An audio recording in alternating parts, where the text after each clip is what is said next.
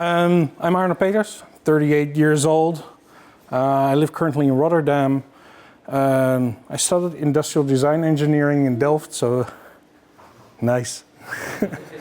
And I basically went from being a design technologist, doing work for companies like Lego, to a technical lead here. And I've been here for almost now 2 years. I started as through deployment, and now I'm an employee of ANWB. And this is what I do for fun. Oh, that's 2 clicks. That's one too many. So what's ANWB? It's a union or an association. It's been around for 135 years this very year. We have 4.4 million members. Oh, sorry, I'll update it. Good point. And well, most of you will probably know it from roadside assistance, but we do a lot more than that. So insurance, but travel. Some of you might have entered through the shop if you were early enough. So there are lots of shops around the Netherlands as well. And I think a lot more which I'm currently forgetting as well.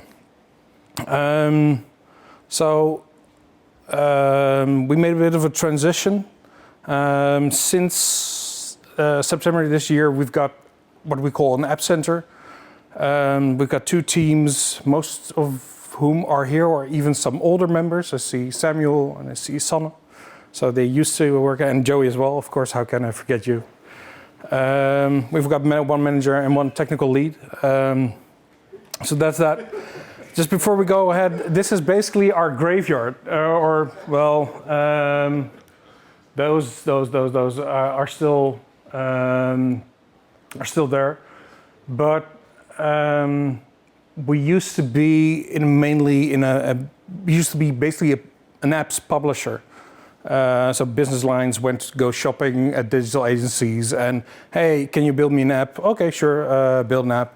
And over time propositions change and a lot got killed. Let's go to the second slide first. So basically our portfolio currently is that we have 5 apps in our own development, which which some of you may have. It's Onderweg, Wegenwacht, Fietsen, Vakantiehulp, and Ledenvoordeel. So it's basically on trip, roadside assistance, cycling, your holiday assistance, and membership benefits. Then there's still a lot of apps that are being supplied through external vendors. And then there's even 2 branded apps which no one uses, the credit card and the golf app. So now we have 2 teams. One of the POs is actually here, that's Gijs. He's the PO for Apollo. They're working on the recreational apps, cycling, holiday assistance, and the membership benefits. What's interesting is that those latter 2 we adopted from external development, took them in-house. And the cycling app we developed from scratch here now. It's basically the first one we developed from scratch in-house.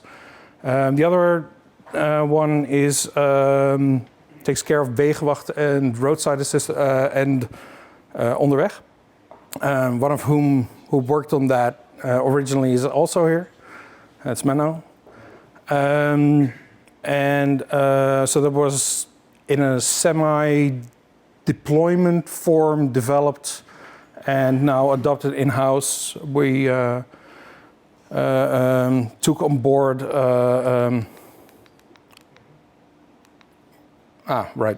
so we faced some initial challenges. So we went from semi-deployment then to full deployment through Clockwork, and now we have most of the people hired internally. We've hired our first expats for the company actually, but we also have a lot of technical debt currently, especially with Objective-C, which is giving us a lot of trouble currently as well. We have some different code quality, and basically all the projects, especially the legacy projects, lack tests. And what we're now facing as well is that we have to work as much as a team as possible. So we have to do alignment and some standardization. And we faced a really critical one, which is GDPR, which I'll come to later, what we did for specific implementation. Other than that, we're using CI/CD. So we have a build server running for both Android and iOS based on open source tools like Jenkins, Homebrew. The basic premise was, well, if it fails, well, just turn it off and turn it on again, and it should run again. That seems to be working. For our deployment, we chose Fastlane, especially because people can run it from their own machines.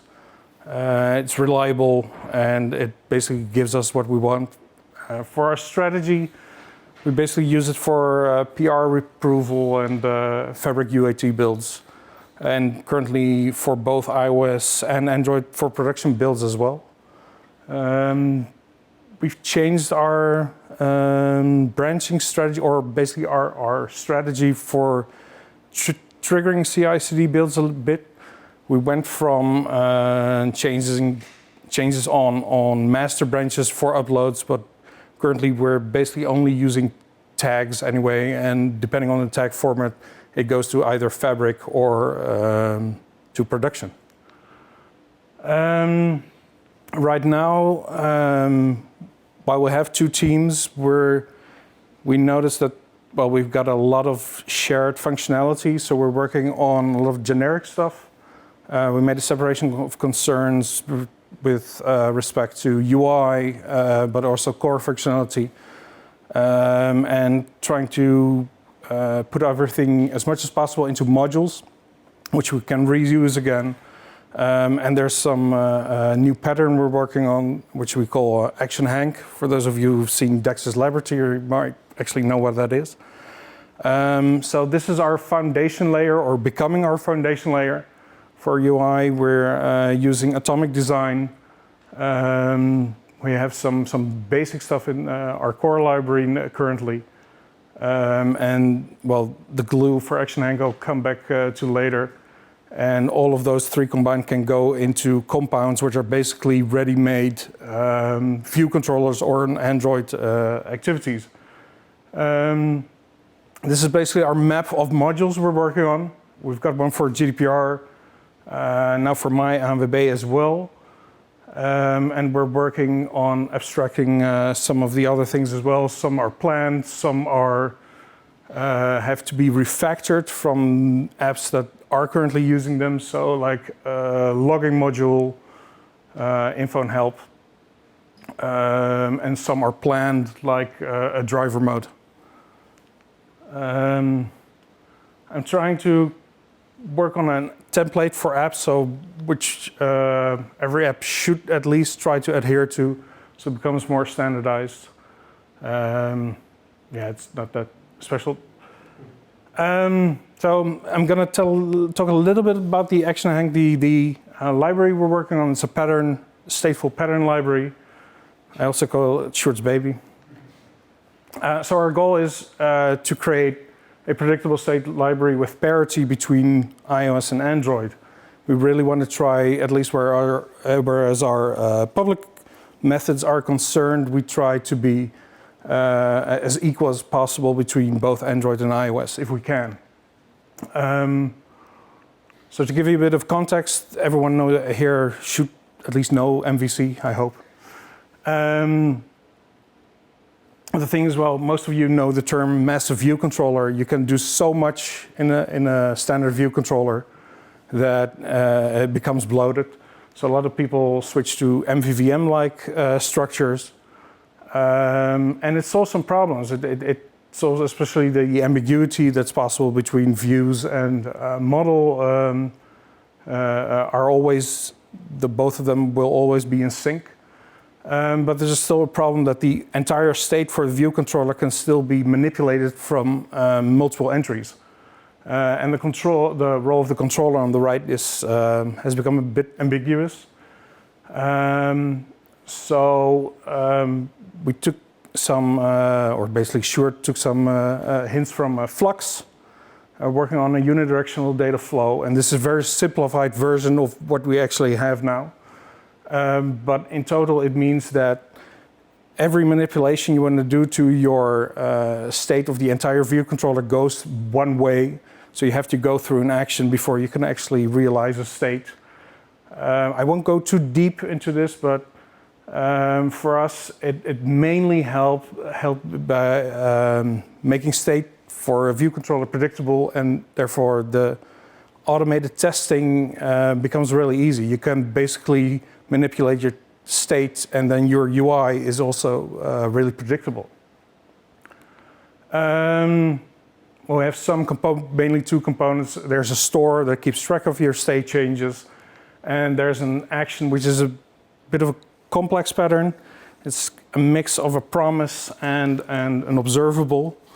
We're still working some kinks out there, but it works. But we might have to, like I'm saying, have to split up some of the functionality in more specific uses, so it becomes more clear to the user or the developer implementing them. We have a dependency on RX Swift, and we notice some weird behavior with the schedulers sometimes. Schedulers are weirdly badly documented on RX Swift, I think. Especially on unit testing, we saw some weird results where we had to use different schedulers for unit tests, whereas compared to, for example, UI tests. Lots of functional programming, which is good for descriptions you write.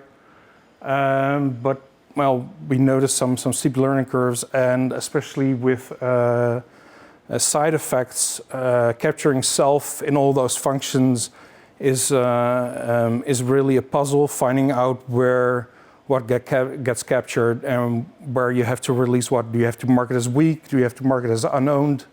And that's still not something we have got our finger behind. No, Sanna wants to say something. If you want, no?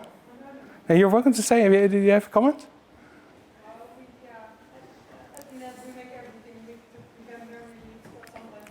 Yeah. Sure.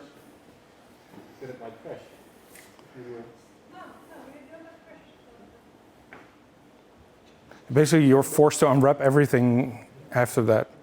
But yeah, it might. Programming that you don't capture state. The whole point of functional programming is that you don't capture state. Well, you keep self. Why do you need self?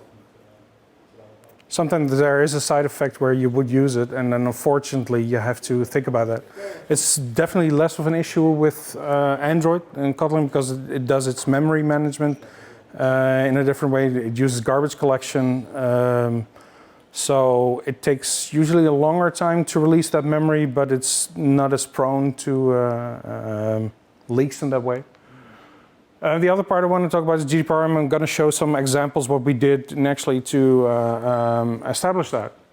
So our main issue is that a lot of our apps basically use third-party services, rely on third-party services for extra functionality. So Firebase or using a Facebook SDK in order to do attribution for running Facebook campaigns. And in the newly updated legislation, that's actually an issue because none of that information can actually be shared without explicit users' consent. A lot of companies made updates, some companies did not. So what actually should be your concern or what you should keep in mind is that whenever you're sharing data with a third-party service that can be used in the context, can be either enriched a data set they have, or you're enriching, adding information like, which is personal information like location. You might have to actually hold sending that information off before you're actually, before a user has given consent. So our main challenge was, well, we had to register all of these services, We had to find creational patterns, especially in the case of singletons. So they could be deferred before creating those singletons. Unfortunately, they can't be destroyed. So if a user revokes their consent, that singleton actually keeps existing. Then we had to register their services to our GDPR levels, and then basically we had to make sure that whenever a user changes their setting, it automatically updates the use of those services.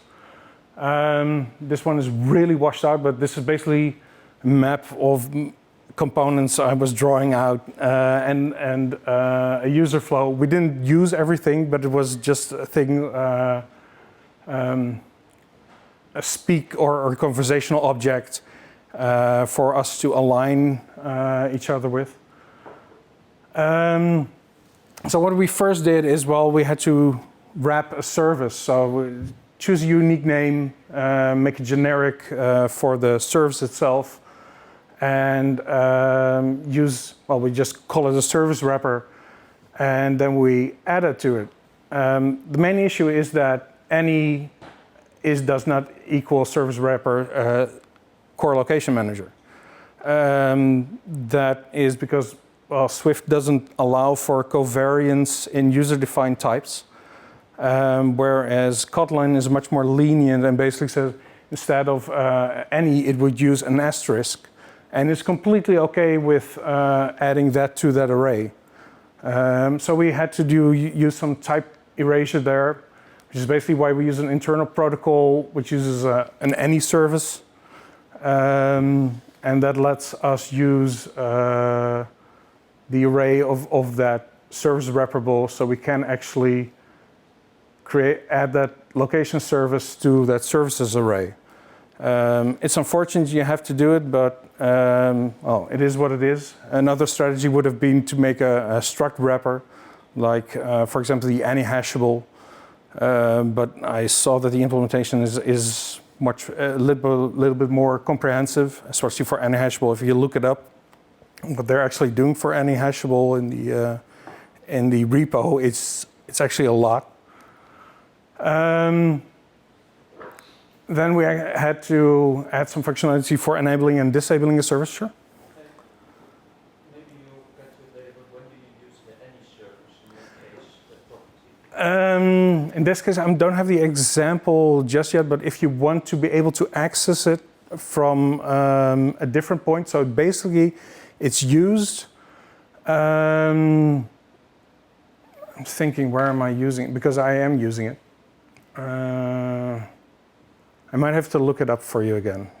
So in this example, we're not using it, but it is, I think, in the enabling and disabling, it's actually referring to that any service.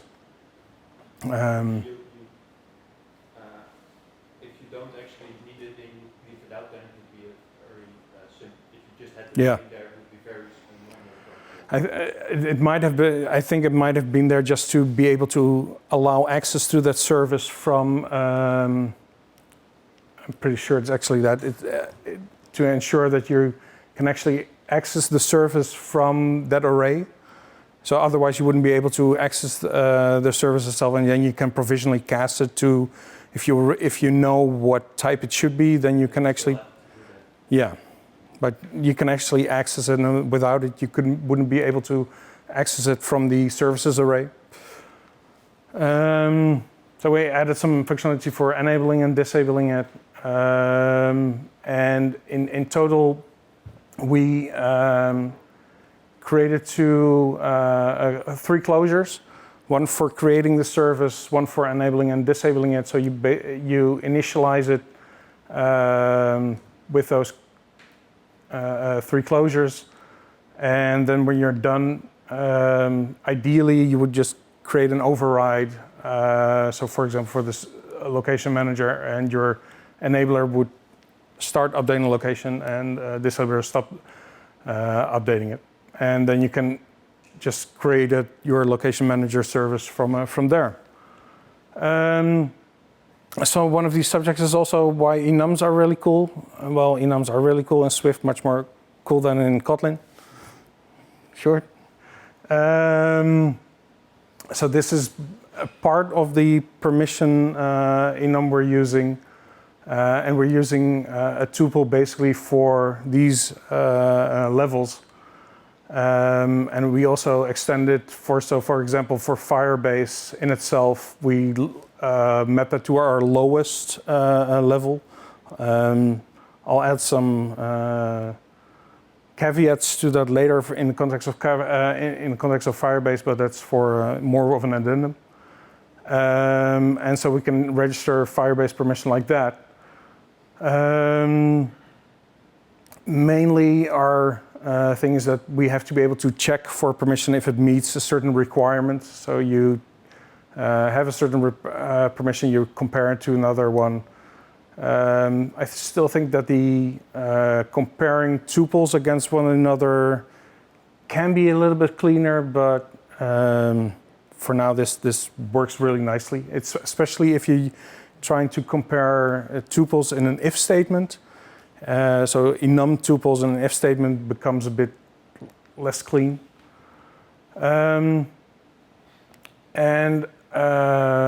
Well, finally, we had to make sure that you can actually register your service to a certain permission level. In Kotlin, you can create an array of class types or basically types. But here you have to use an object identifier to store that information for that permission. And this is some stuff so you can actually find your permission for your services back. And all in all, in order to bind them, I think Sanne actually created that one, was a setting listener, which allows us to act on changes. Why did I put this one here? Oh, that's mapping to the storing a setting to the user defaults. So basically this is the most important part. So you register your wrapped service, you register to a certain permission, then it creates a setting listener for your setting key and your user defaults. And then it's able to, when it changes, it will automatically enable or disable your service. And if it removes it, well, it clears the service or it disables it, and it removes the registration. One of the things was we basically started with this during, I think, by the end of December, beginning of January, which was way too late. So there was a lot of pressure actually getting it to work. There wasn't any extra budget. I think the generics are much better implemented in Kotlin. It's much more lenient also in how you either register or try to find your generic back again from an array which might be type erased through the asterisk. Basically the side effects using object identifiers, it works, but I still think it could be cleaner than that. The enums on the other hand are much better. And what we also notice is that the whole GDPR implementation is a very recurring theme. So, and this is much more on a business level, but so what marketers wanted is to use Firebase to do the attribution with AdWords and DoubleClick. Currently, we have Firebase set in a functional level for, at least for Android, it's using it for push notifications. And we're using it on iOS for things like deep linking. And that's all, okay, we have a justifiable concern to actually do that. So it's also relevant for the user to be able to do that. Where it ends is when we use the events collected, so for example, the first open event in Firebase, and use that for conversion tracking in AdWords. Because the campaigns run by AdWords are based on a profile gathered by Google. And we're actually using profiles to target those campaigns. And then we're adding information. So for example, on iOS, we're adding a vendor ID information to that. Legal has said, well, that basically means that your GDPR level increases to the maximum level.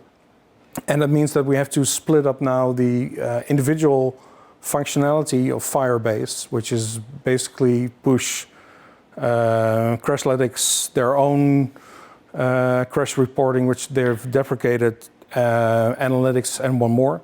And now we have to map that analytics service from Firebase to the highest GDPR level. The good news is that we have a 97% rate of people choosing the highest GDPR level we're offering. It's basically because people don't read it and click through. But yeah, it only impacts 3% of the users. But we still have to do it for those 3%. It is what it is, and you have to be compliant with the legislation. The fines are heavy. I haven't heard yet of any fines being issued on that level, but I expect them to come in the future. But yeah, that's an ongoing thing, and it takes out a lot of steam of your development process, but unfortunately you have to do it. I want to thank you for your attention. We're also hiring, so if you want to contact me, please do. Do you have any questions? Yeah, you mentioned that for the iOS you kept the public API as close as possible to the same as the Android version. If we can, yes. Yeah, like I'm curious about the benefits and the downsides of this approach, because I can imagine like some things just don't translate well. Well, let's start with the downsides. It makes it requires more alignment between people. So the initial steps toward it makes it definitely slower. But on the other hand, it also makes your development more predictable. So you won't, the behavior you should be seeing, for example, as a role as a tester, should be as equal between Android and iOS. So you mostly see the same type of behavior, and especially I think on data models or your view models. Yeah, let's use the same public properties on these as much as possible. And it also helps with doing code reviews cross-platform. So I think it helps a bit with making things more predictable. And sometimes you don't make it. I mean, there's still stuff we have feature disparity, often due to time constraints or due to side effects of the platforms themselves. So for example, the way we did the permissions on iOS are completely impossible to do on Android. And you see that it has the way that impacts the implementation is pretty viral, so it changes a lot down the line as well. I wouldn't say it's a butterfly effect, but yeah, it is there. I noticed in the app graveyard, there was an app, I looked at my phone, I was like, hey, I used that app, but I couldn't update it because it probably was from an external publisher. So you don't get your own bundle ID or so, because it's like the Fietsen app, it's there, now it looks different, but yeah, it was one of those 32-bit apps. Yeah. And you cannot update it to 64 bits because it wasn't your app anymore or so. I think actually we retracted that temporarily from the App Store. So it was an externally developed app.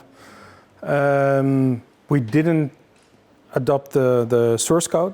So there was a rebuild in its entirety. And a lot of people complained about some features missing, but it's much more stable than it used to be. The old one had really become basically bit rot. But yeah, it's for some apps we did, and some. I think the most of what's on the bottom two rows, I don't even know what that is. Really, and this isn't even as bad as the Android one, but Some marketeers dream. some marketing guy thought, well, let's have an app for that. I'm pretty sure this is basically some white label thing that was like, oh, let's have that, and let's not comply with ANWB styling. So yeah, it used to be like that. You mentioned with CI/CD, you do it up with tags. The tags, yes. Yeah. Does that make the branching strategy a lot simpler, or is it still? No, but what we do, for example, for the UAT builds, we do kick off UAT builds on two things. One is every change to the develop branch, and the other one, if you really intentionally want to create a build for testers, so you can actually kind of sandbox, or basically I should have said box it in what features you want to offer to the developer. You can push a tag in the form of a digit dash, our backend environment for UAT is acceptance, so dash ACC with a number behind it, and then automatically creates a build and uploads it to Fabric. So it's really for developers, so they can intentionally create a build at a point they want to be able to control. And should developers actually notice an issue with that, it also allows us to check out that very specific tag again, so we actually know what the source code was at that point.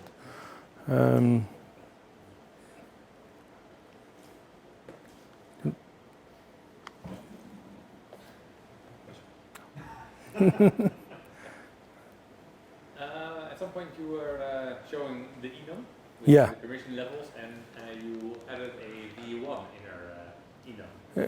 Yeah. And I was wondering about how you were planning on using that. Probably for V2 as well, but what would happen there? Well, there's two interesting things with GDPR. There it is. There's two things with GDPR. One is that if your statement changes while you're using data, or if the uses for your data collection is updated, you have to re-ask for permissions. And the other one is, I basically expect that, it might be possible in the future that the way those levels are there, so the functional, limited, and complete might be updated in the future. So we have a different way of asking people of permissions. Of it might be 4 levels in the future. So it's mainly just to be a bit future-proof. Yeah, okay, but in the sense of coding, because I can also future-proof it by just adding another case and not caring about the other. True. But that might give some issues with the way that it is already stored. So if your format is stored in a different level, so for example, if you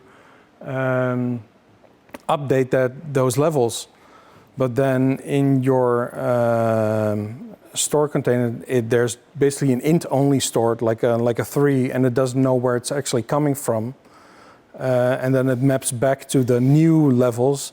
That might not actually be what the user actually selected. So yeah. Yeah.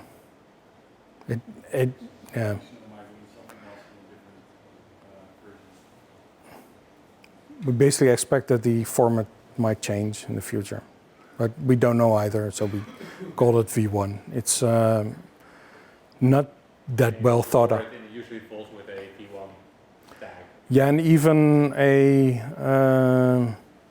think a timestamp of the privacy statement where it actually says what the data is used for. So if that one changes, it's no longer retrieves that setting, I think, as stored.